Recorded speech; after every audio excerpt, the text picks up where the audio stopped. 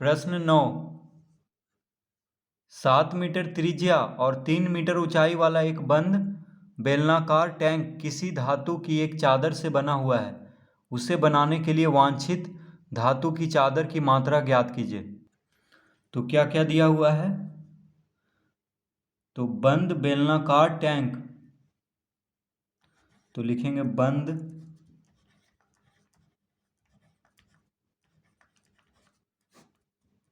बेलनाकार टैंक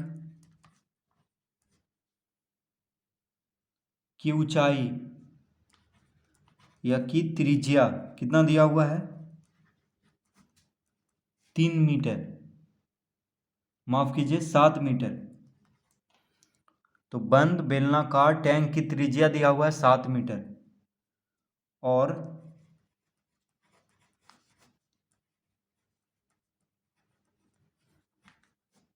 ऊंचाई कितना दिया हुआ है? 3 मीटर। ऊंचाई दिया हुआ है 3 मीटर, ठीक है। तो बेलनाकार टैंक की त्रिज्या 7 मीटर और ऊंचाई 3 मीटर दिया हुआ है। तो बेलनाकार टैंक क्या हुआ? बेलनाकार मतलब बेलन के जैसा।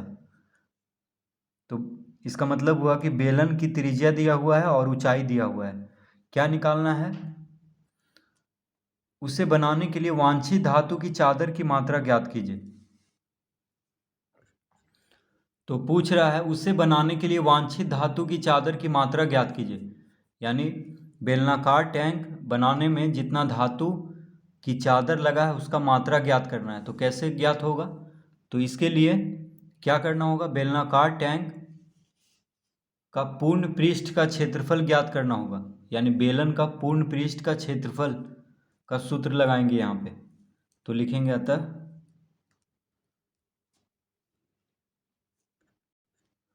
टैंक मतलब हुआ बेलनाकार टैंक, ठीक है। टैंक का पूर्ण पृष्ठ का क्षेत्रफल,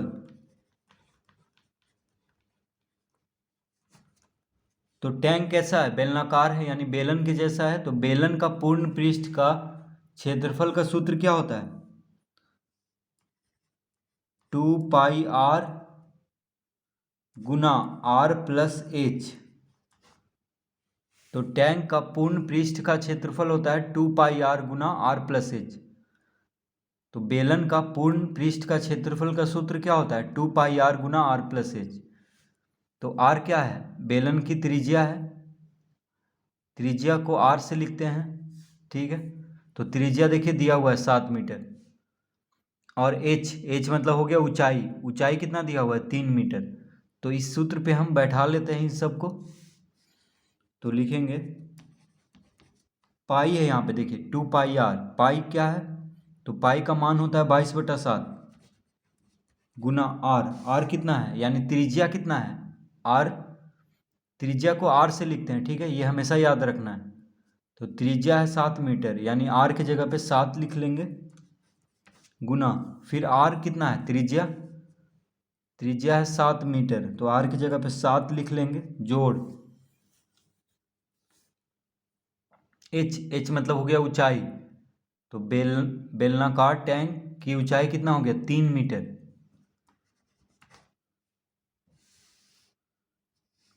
इस तरह लिख लेंगे 2 गुना 22/7 गुना 7 जोड़ 3।